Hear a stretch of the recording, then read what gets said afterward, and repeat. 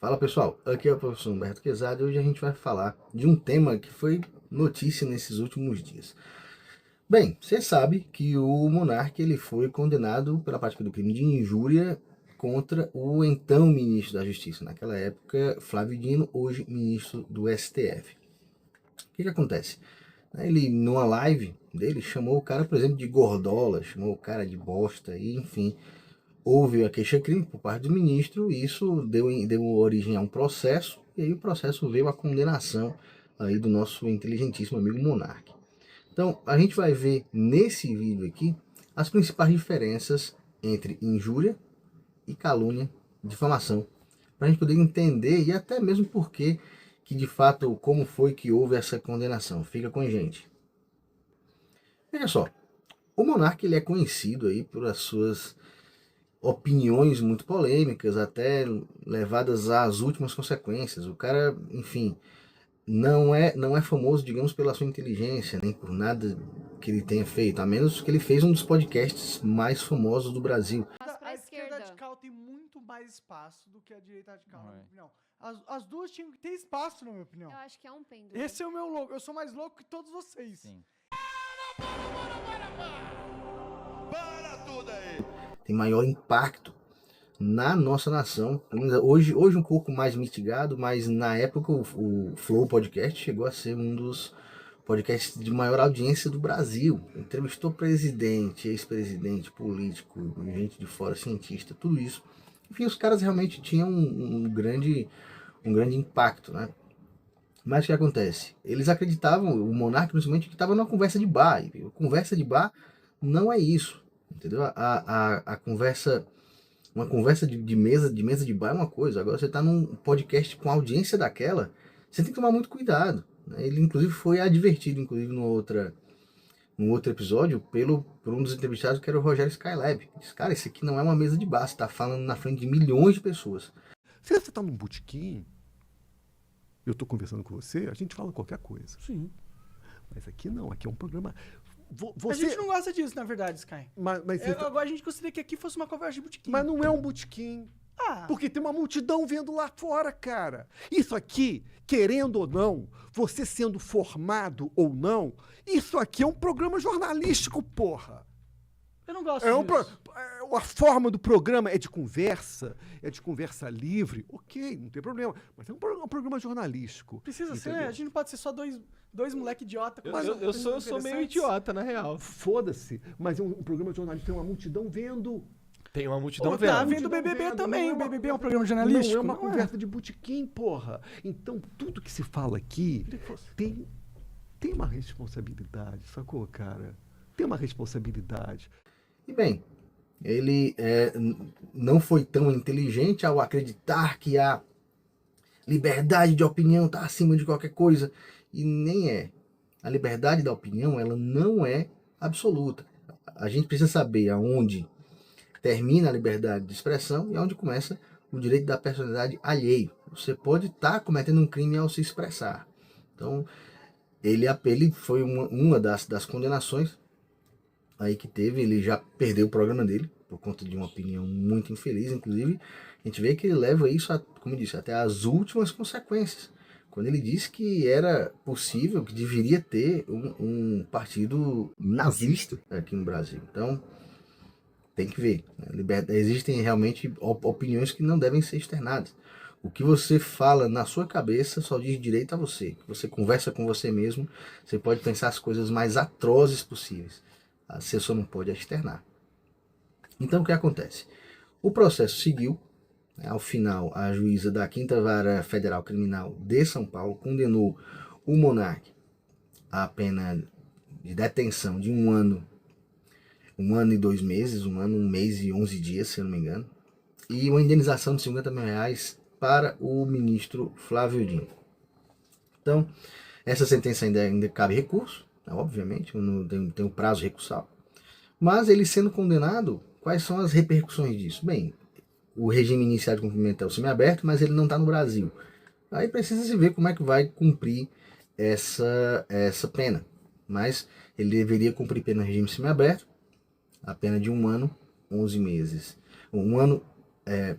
1 mês e 11 dias e pagar a indenização.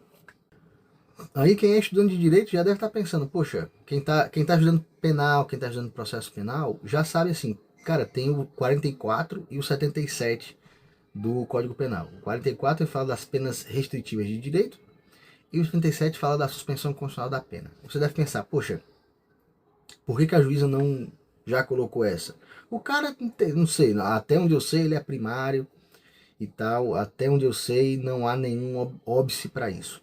Tanto para pena restritiva de direito, quanto para a substituição condicional da pena. Só que a juíza, na sentença, disse que a culpabilidade do agente é muito grande, né? As consequências do crime foram muito graves, e que ele não fazia jus, né? Eram incabíveis tanto a suspensão constitucional da pena, do artigo 77 do Código Penal, quanto a questão da substituição por penas restritivas de direito, prevista no artigo 44, também do Código Penal. Então, ou seja, ela diz que é incabível no caso dele. A culpabilidade dele é extrema, não tem como, não dá, enfim, ela não concedeu isso a ele. Aí, nesse contexto, onde se insere, a gente compreender o que é injúria, o que é difamação, o que é calúnia. Para a gente poder compreender isso, a gente tem que saber que esses crimes, esses três, protegem também a honra. Só que honra a gente não tem só uma. A gente tem honra subjetiva e honra objetiva. A honra subjetiva é basicamente o que você pensa de você. É a sua autoafirmação. É algo relacionado à idade, à condição de mulher, à condição de pessoa com deficiência. No caso aqui específico do Flávio Dino, ele é um cara gordo e foi chamado de gordola. Então, ou seja, é algo que diz muito respeito à sua autoafirmação, ao que você pensa de você mesmo. Já a honra objetiva é o que os outros pensam de você. É a heteroafirmação. Aí diz respeito à sua boa fama em determinado grupo social. Aí você já puxa outros tipos de ofensas que dizem respeito à reputação. É imputado à pessoa difamada algo relativo à sua reputação que não seja um fato criminoso. Okay? Quando você imputa à pessoa falsamente um fato criminoso, nós vamos para a calúnia. Certo? Tanto é que a calúnia admite a exceção da verdade. E a forma básica da difamação não admite. Porque se você, por exemplo, provar que a pessoa cometeu o crime, nós temos a exceção da verdade e, enfim, a imputação da calúnia cai por terra. Mas a difamação não admite. Via de regra, existe uma hipótese que admite, mas via de regra, a difamação não admite prova da verdade. Por exemplo, você chama alguém de corno. O camarada tem fama de corno. Ah, rapaz, você é corno. Eu provo como você é corno. Tem uma mensagem no seu celular da sua esposa dando em cima de mim. Eu provo que você é corno. Pode provar. A difamação ainda persiste. É diferente de quando você imputa a alguém um fato criminoso e de repente prova que isso é verdadeiro. Então isso aí exime você do cumprimento da pena de ser condenado. A difamação não. Ela só admite a exceção da verdade em um único ponto, que é quando o fato ofensivo à reputação diz respeito a um servidor público e esse mesmo fato é uma falta funcional.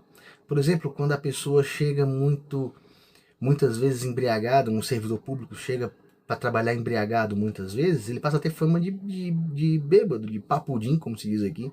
Só que aí isso também é uma falta funcional. Ou seja, perceba que ele não está só ferindo a honra, ele está ferindo também a administração pública, por estar cometendo uma falta funcional. Mas isso é a única hipótese onde a difamação admite a prova. A injúria essa não admite de jeito nenhum, né? Porque ela fere algo mais íntimo, algo que diz respeito à sua autoafirmação. É como dizer, por isso que existe a injúria racial e não existe a difamação racial. No caso, por exemplo, do Flávio Dino, ele não tem fama de gordo, ele é gordo. Só que quando isso se transforma numa ofensa, a gente tem a questão aí da injúria, certo? Então, o que traz um caso como esse para nós aqui? A lição, que ao mesmo tempo que existe a nossa liberdade de expressão, existe também os direitos e garantias fundamentais, existem os direitos da personalidade das outras pessoas, igualmente protegidos pela Constituição, igualmente protegidos pela lei. Então, é nesse contexto que a gente precisa filtrar bem, ainda mais quando se fala em internet, né? A gente não pode falar tudo que pensa. O direito penal, ele pune fatos. É exatamente por isso que ele não pune pensamentos. Você pode pensar o que você bem entender. Você não externando, tá tranquilo.